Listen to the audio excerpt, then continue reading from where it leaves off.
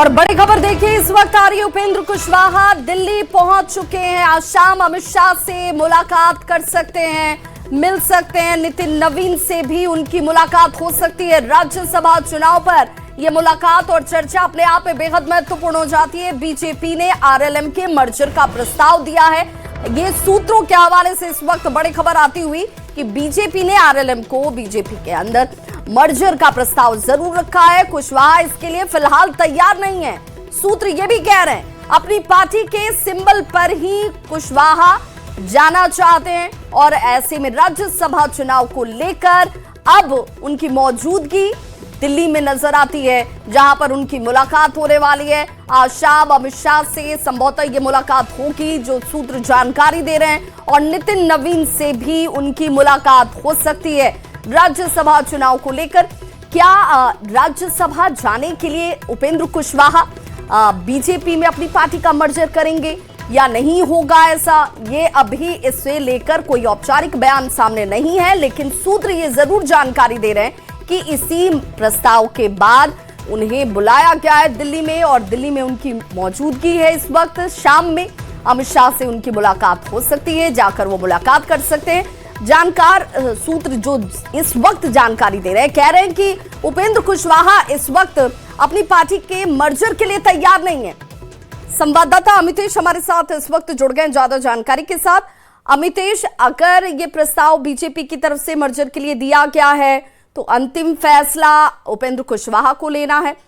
उपेंद्र कुशवाहा क्या इसके लिए पूर्ण तरीके से तैयार दिखते हैं?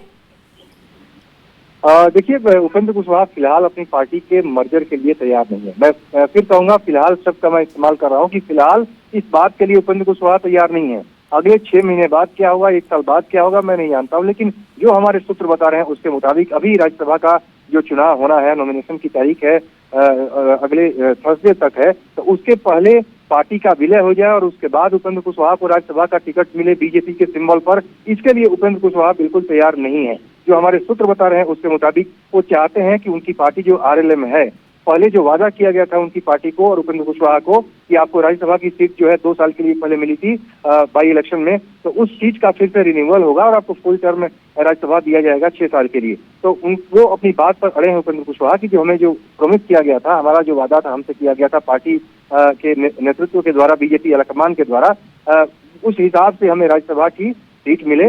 दूसरा, उनके बेटे जो दीपक प्रकाश बिहार सरकार में मंत्री हैं, उनके लिए एमएलसी की बात, जो एमएलसी कोटे की बात थी, और बीजेपी के जो आला नेता हैं उनसे बातचीत करने के बाद, डिस्कशन करने के बाद ही उन्होंने अपने बेटे दीपक प्रकाश को बिहार में मंत्री बनाया। मुझे याद है जब चुनाव परिणाम आए तो उसके बाद दिल्ली में धर्मेंद्र प्रधान और विनोद तावड़े दोनों से मुलाकात हुई थी उपेंद्र कुशवाहा की। उस दौरान उन्होंने अपनी पार्टी की तरफ से नाम दिया था दीपक प्रकाश का।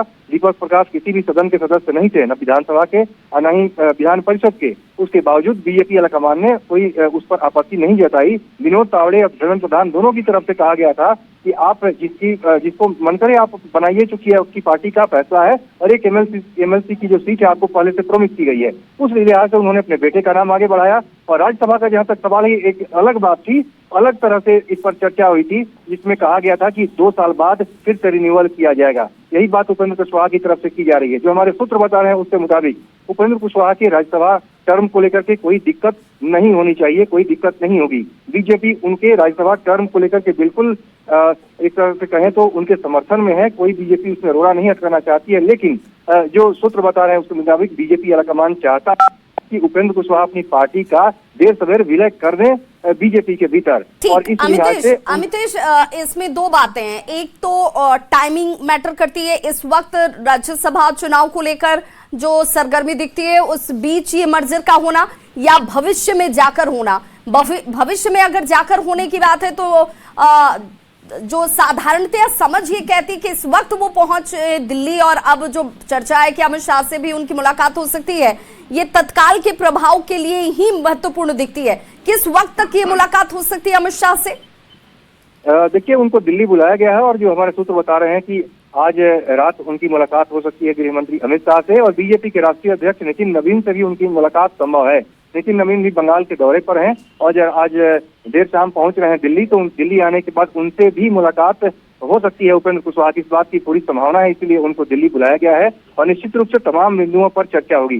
जो हमारे सूत्र बता रहे हैं उसके मुताबिक बिहार बीजेपी के एक बड़े नेता ने प्रस्ताव दिया था अपने आलाकमान की तरफ से उपेंद्र कुशवाहा को, और बिहार बीजेपी के बड़े नेता की तरफ से कहा गया था कि आप अपनी पार्टी का विलय कर दीजिए बीजेपी में, और राज्यसभा और एमएलसी जहां तक सवाल है उसको लेकर बिल्कुल, यानी ये तस्वीर जो है अमितेश तभी साफ हो पाएगी जब अमित शाह से इनकी मुलाकात होती है, नितिन नवीन से मुलाकात होती है और उसके बाद इनकी तरफ से कोई बयान साझा किया जाता है कि क्या मर्जर के लिए उपेंद्र कुशवाहा तैयार हैं या ये मर्जर वाली स्थिति भविष्य में देखने को मिलेगी। बहुत बहुत शुक्रिया तमाम जानकारी के लिए।